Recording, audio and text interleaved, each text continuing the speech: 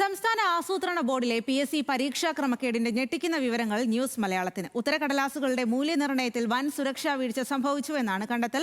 സുരക്ഷാ പരിശോധനകളില്ലാത്ത സോഫ്റ്റ്വെയറുകളിലൂടെയാണ് ആസൂത്രണ ബോർഡിലെ ചീഫ് തസ്തികകളിലെയും KAS അടക്കമുള്ള മറ്റു പ്രധാന പരീക്ഷകളുടെയും മൂല്യനിർണ്ണയം നടത്തിയത്. PSCയിൽ രജിസ്റ്റർ ചെയ്ത ഉദ്യോഗാർത്ഥികളുടെ രഹസ്യ വിവരങ്ങൾ ഹാക്കർമാർ ചോർത്തി ഡാർക്ക് വെബിൽ വിൽപ്പനയ്ക്ക് വെച്ചുവെന്ന വിവരവും ആഭ്യന്തര വിജിലൻസ് സംഘത്തിന് ലഭിച്ചു. News Malayalam the biggest.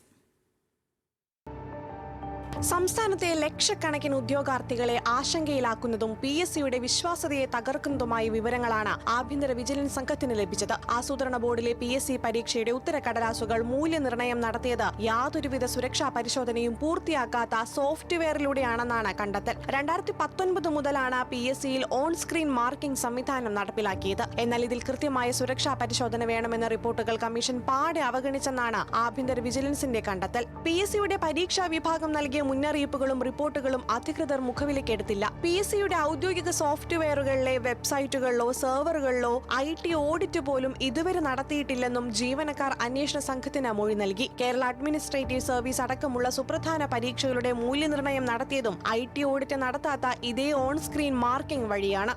സോഫ്റ്റ്വെയറിലെ ഈ സുരക്ഷാ പാളിച്ചകൾ മുമ്പും ഉണ്ടായിട്ടുള്ളതായി അന്വേഷണ സംഘം കണ്ടെത്തിയിട്ടുണ്ട്. 2024 മേയിൽ PSCയിൽ രജിസ്റ്റർ ചെയ്ത ലക്ഷക്കണക്കിന് ഉദ്യോഗാർത്ഥികളുടെ വിവരങ്ങൾ ഹാക്കർമാർ ചോർത്തി ഡാർക്ക് വെബിൽ വിൽപ്പനയ്ക്ക് വെച്ചുവെന്ന അതീവ ഗുരുതരമായ വിവരവും അന്വേഷണ സംഘത്തിന് ജീവനക്കാർ കൈമാറി. ഗുരുതര വീഴ്ചയിൽ സമഗ്രമായ അന്വേഷണത്തിന് ഒരുങ്ങുകയാണ് സർക്കാർ. ക്രമക്കേടിൽ സർക്കാർ ഉന്നതതല അന്വേഷണത്തിന് നിയമോപദേശം തേടിയിരിക്കുകയാണ് മുഖ്യമന്ത്രി. ന്യൂസ് മലയാളം, തിരുവനന്തപുരം.